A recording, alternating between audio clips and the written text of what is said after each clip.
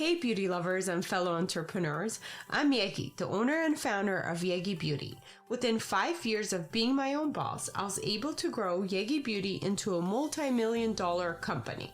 This podcast is where I share what it takes to be a successful entrepreneur in the beauty industry. Hi guys, Yegi here. Today I have Elise joining me. She is going to be my co-host and colleague today, asking some questions that everybody have submitted in regards to pricing and how to really value yourself with the service industry, right? So we'll jump right into that. She's going to ask the questions that you guys submitted and I'll go ahead and answer and give you guys my feedback based on our experience with working in the beauty industry for over 10 years now. Okay. All right. So the first question is basic but can be complicated. How do you price yourself as a service provider? Okay. So as a service provider, I want to say the first thing you want to do is you want to decide if you want to be known to be an average price service provider, if you want to be known as a premium service provider, which means you're going to charge higher than the average person in your same industry, in your same area.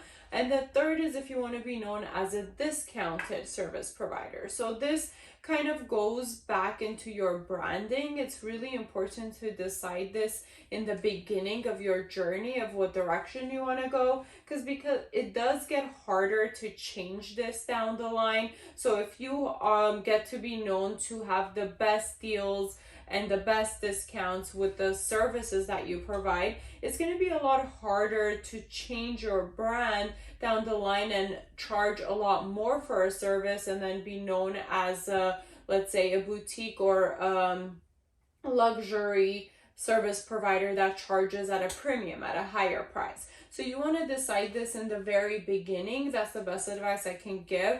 And then just go with it. And down the line, if you do change your mind, it's never end of the world. You can rebrand yourself, but just know that this is something you decide in the beginning, so you know what direction you're taking and you don't go back and forth so much and keep changing your mind about, you know, how much you're charging if you're new or even if you're experienced. So it's not about your level of experience, it's about your brand and what you want to get to be known as a service provider. So decide that first.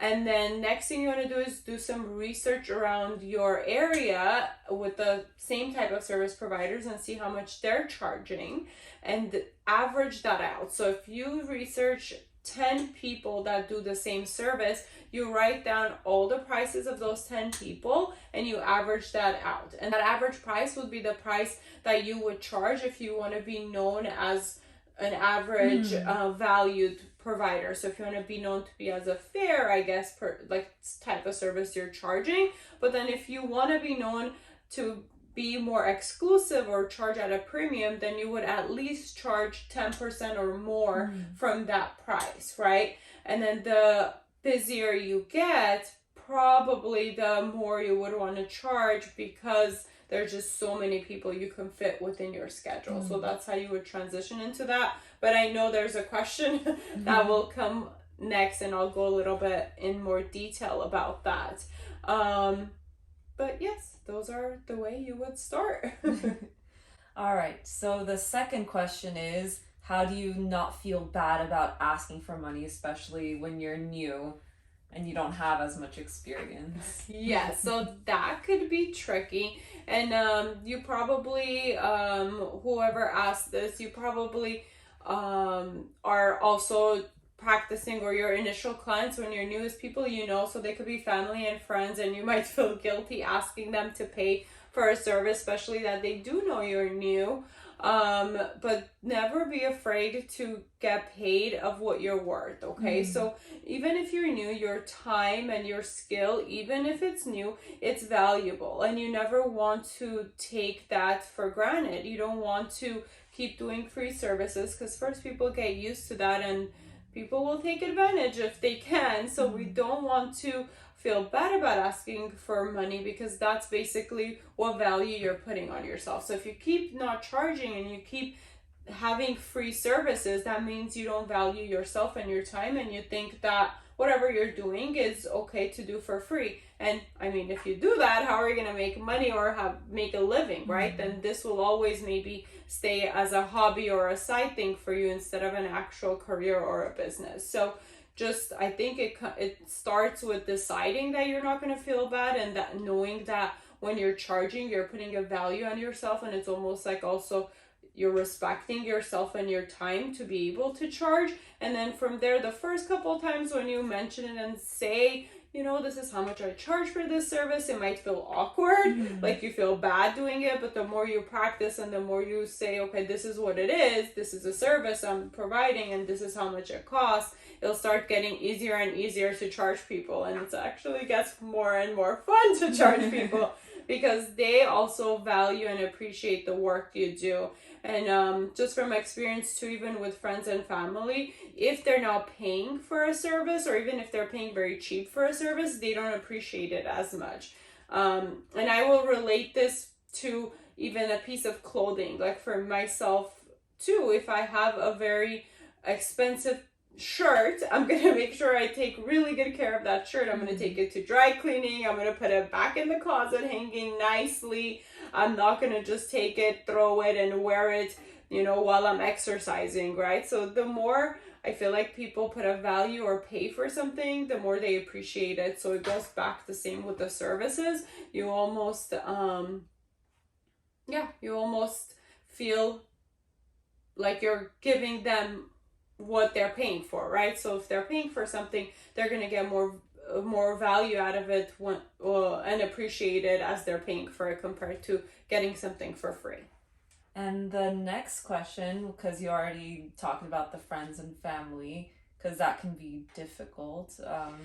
Yes, I'll add to that. Honestly, initially when I started, I want to say you think your friends and family are going to be the number one people to support you and to really get you going. And no matter what great friends and family you have, supportive, loving, they'll be there for you no matter what. When it comes to charging them for a service, or when it comes to mixing that with business, in theory, it sounds perfect, but then in practice, it actually didn't work well for me at all. Like my friends and family were the ones who complained the most because they felt so comfortable.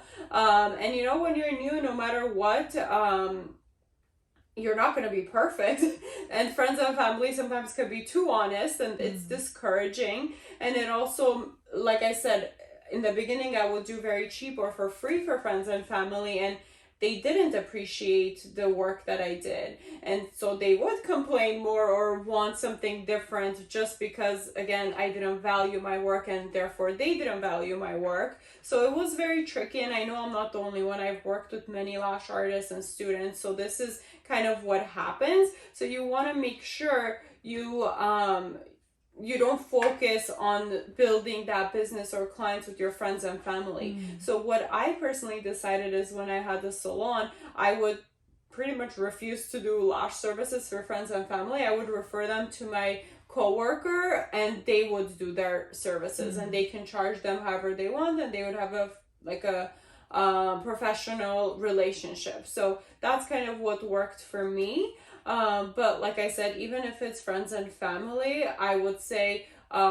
they could be more critical. So don't take it to heart. Try to do your best and really try to get clients outside of your immediate circle. It'll be better practice for you as you grow compared to just sticking to friends and family. Yeah.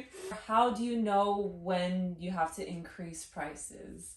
Okay, so that's tricky too, because we talked about branding. So your prices are going to be based on what you brand yourself as. Okay, so the time that the point in your career and your services when you're providing the point you want to decide to increase prices is when you're pretty much fully booked out for at least 2-3 weeks out, and there's no way you can squeeze in one client. So if you get booked out even a month out, I think that's a very good indicator that, hey, I can kind of increase my prices right now and get away with it, because you can lose some of the clients that are not willing to pay that higher price. but then that's okay because you'll gain more clients that are willing to pay a higher price. So you'll have less clients, but they'll pay more. So you'll kind of work less, but still make the same or more money with your time, because at that point, once you're fully booked, that's pretty much as many clients you can take. There's no other way for you to take more, for you to make more money. So your next step would be to increase your prices to make more money. And another step would be is hiring a co-worker, or like getting like a partner type of thing going and referring clients out, and maybe getting compensated for referring your clients out to make more money if you don't really like want to directly increase your prices. So that's another avenue you can take once you're growing. But if it's in regards to when do I increase my prices, yes, I would want to say is when you're booked. That's when you increase your prices. You never want to increase it just to increase it. You just want to set your prices based on what you decided with your branding of your business, and then increase it only when you're getting fully booked. I guess another thing that might come up is, how do you account for the cost of your supplies? Like, do you have tips for managing like your money, like not necessarily money, but like making sure you're actually profiting? Yeah. Is that the question though? The other one was to talk about like how you dealt with in salon. So that was all the questions here. So I don't know if we can keep going. Yeah. Whatever questions you have in regards to that you've seen people submitted in the past and asked in the past. So how do I make sure that I'm making money, right?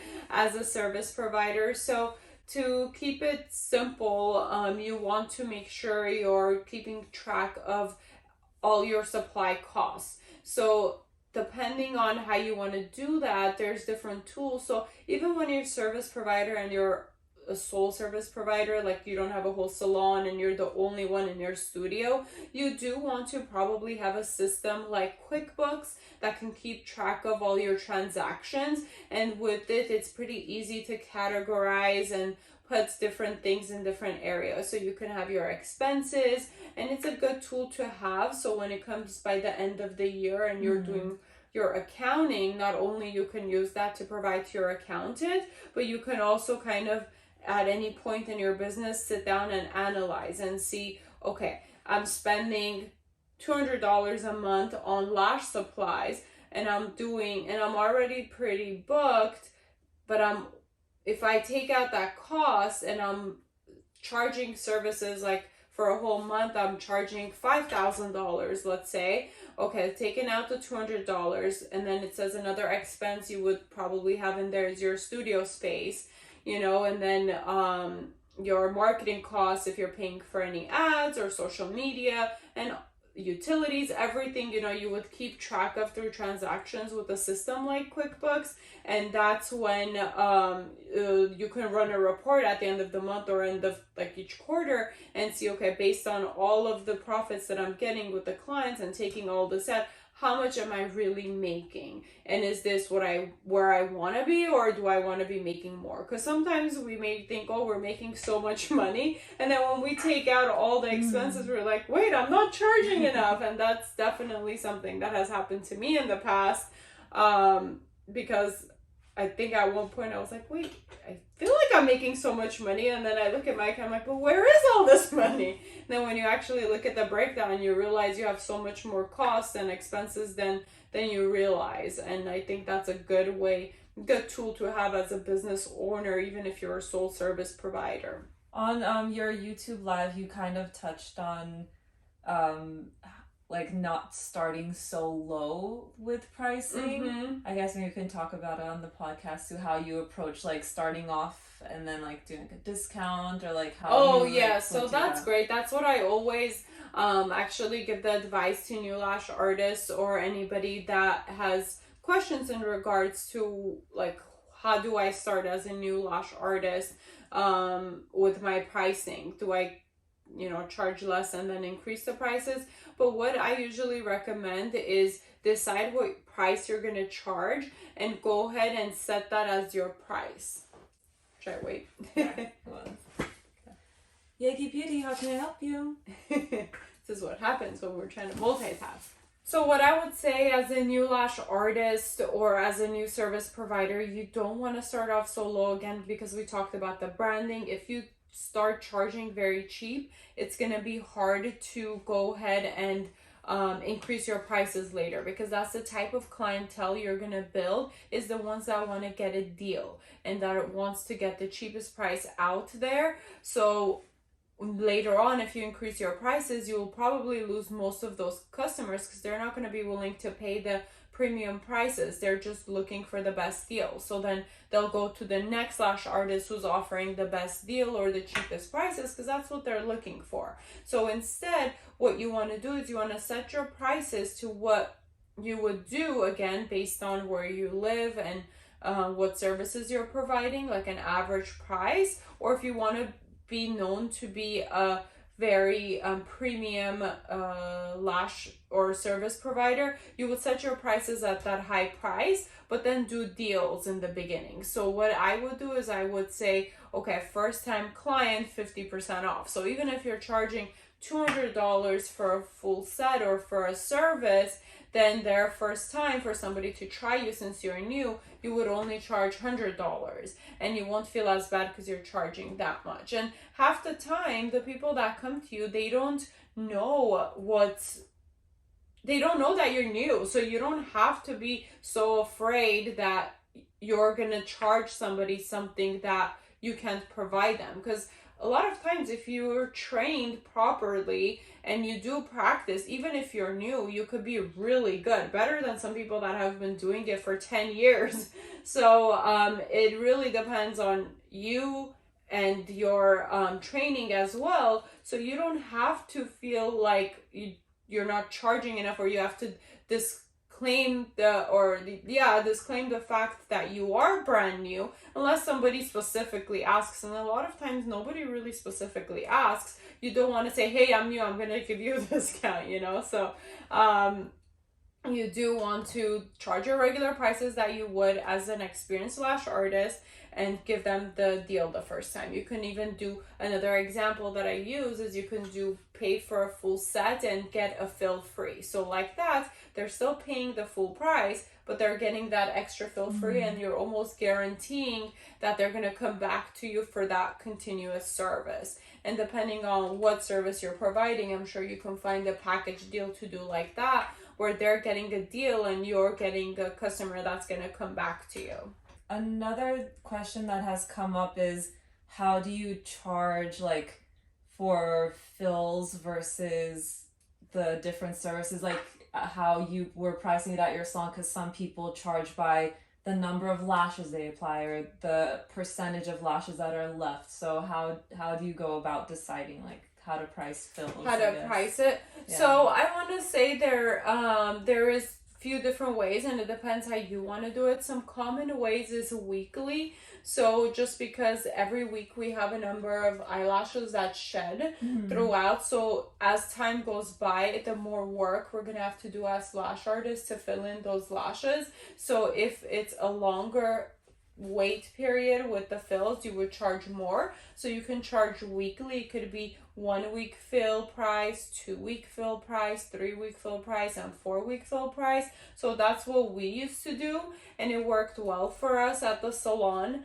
Another option is some people charge just based on a full set or a fill. So you can have a set price for a full set, and then a fill, they just do it with between 2 to 3 weeks. So if you're in that window, it's considered a fill, and they charge an X amount of price, and that's it. Then if it's more than 3 weeks, it would be considered a full set. So you want to make sure, if you want to maintain it, you come back within 2 to 3 weeks, and it's always that same fill price. So that's like another simpler way to charge. And some people ask, oh, how do you keep track of how many weeks or how much do you do it based on what you look at their eyelashes? But no, like if it's your clients, you would check your system. Hopefully you have a system where you manage your clients and keep track of them. You'd see the last time they were there with you, and then time it out based on that. And some restrictions you can put in there is you have to have at least 40% of your eyelashes there for it to be considered a fill, because You don't want somebody to come to you and they haven't taken care of their eyelashes at all, and they're all gone. There's like 2 little eyelashes and they're like, here I am, give me a full set. But and then, you know, they expect you to charge them just for a fill. So you do want to make some of those disclaimers if that's something that's important to you as a lash artist. And again, all of that comes with practice and confidence, and for you to know your worth and your value, to be able to say, sorry, you know, like, this is not a fill, this is going to be a full set. And you'd be surprised. Some people think that initially, if they really kind of stand up for themselves in a way and ask for what they deserve with the service they're providing, that the customer is gonna be angry or they're gonna push back or be unhappy. That's not the case. As long as you communicate in a clear way and in a nice way as well, customers are very understanding. So if you've set your policies and your procedures up front in a very clear way that you know it's fair to you and your customer, all you have to do is practice to be confident to communicate that to the customer. So then when you say it, you're not hesitating. You're saying, okay, this is what it is, and this is what I expect you to pay. And like that, they won't even hesitate. You, like, maybe one in a blue moon, you'd get a customer who's going to try to push back, and you can handle that in a case by case. But you'd be surprised, like 99% of the customers, if you are confident and you're asking for what you know is fair and what you deserve, they'll be willing to pay. That's funny. That was my next question I had written down, like how to communicate that. Because I remember at the salon, it's sometimes it is hard communicate because you feel bad or you think they're gonna be angry with you. You know, even if you have a price change, you feel like hesitant to say, oh, I charge like $10 more now. But don't feel bad. Like, literally, it's a choice that we make to ask for what we deserve. And unless we ask, we're not going to receive. So go ahead and try. And, you know, if you're a person who's more shy overall, or you don't feel as confident, not even confident, it's just, you know, in the beginning, it's difficult. It's been difficult for me in the past too, to like be like deep down, we want to please people as humans. So I feel like it's hard to keep that in mind, and also sometimes ask for more or give them news that you think they don't want to hear as a customer. But you just have to know that if you practice, you can practice in front of a mirror, practice to a friend. The more you have these conversations, the easier it's going to get. So just go for it, you know, make the decision that you're going to do it and go for it. The first couple times when you communicate something that you don't feel super comfortable with, it might be, again, you might hear the hesitation in your voice and you might feel uncomfortable, but the more you say it, the more natural it's going to come out until it just flows. But like I said, the best way to handle that is have a policy that is for yourself. Policy and guidelines, that's there. It's not even for the customer, honestly, that's for you. It's basically written down rules of what you will accept and what you won't accept. So then you already know from the start that this is what you're gonna do. Because sometimes when we're thrown into the situation, it's really hard to make that decision. Unless you're a really good quick thinker, decision maker, it's sometimes really hard to make that decision of how to handle a situation with a customer or a client. So you want to have your guidelines of what you want to do in which scenario beforehand. So then if you come across that, you would already know what you're going to say. And to the customer, you can start off by communicating, even though it's your business, it's your choice, it's your policy, you can say, I'm sorry, but the policy our policy is, and then state whatever you want to state for them. So if your policy is, if they're more than 20 minutes late, you're not going to take them, or you're going to charge them a deposit or whatever, that's all you have to do. Stand your ground. You have already decided this beforehand. You don't have to be like, oh, how do I handle the situation? Because I don't have enough time to take this client. My next client's going to come in, and like, I really feel bad sending her home because she's been 20 minutes late. But no, instead of figuring that out on the spot, you could have already pre-hand decided, okay, if the customer is more than 15 minutes late, that's their grace period. This is what's going to happen. This is what I'm going to do. So then when that happens and they're in front of you, you can easily say, okay, so I'm so sorry. This is the policy. You know, you can see it on our website, or you could see it in the new client form that you sign, Yeah. and this is how we're gonna handle it. You know, you can be very understanding and apologetic towards like their situation, but I would want to say stick to your policy, because if you make exceptions, then they're always gonna expect you to make exceptions. I think that was all of the questions that I can think of, unless there In was regards to anything, the pricing, no, I think those are a lot of common questions that I've been asked before. Anything else that I can think to share, I shared along, like I added on to the questions Yeah. you asked. So I think it's a good place to start for people who are wondering about prices. And we'll definitely answer follow-up questions if they come up. So reach out to us and we'll make sure to get you an answer or do a part 2 to this podcast. Okay, well, that concludes our podcast for today. Thank you, Elise, for being our voice of questions for all the lash artists that submitted their questions online. You know, we're in the virtual world now, so things are different. But if also you're interested in being a guest on our podcast, we are gonna do that in season 2. So our season 1 is still kind of like a trial run. We're figuring some things out and getting the kinks out. But season 2, we really want to hear from you and have you here live. Yeah. Bye. Thank you for listening. Please rate and review this podcast. Follow and engage with us on social media under the Yegi Project. And if you're interested in being a guest, email info@theyegiproject.com. And don't forget to subscribe so you don't miss out on any future episodes.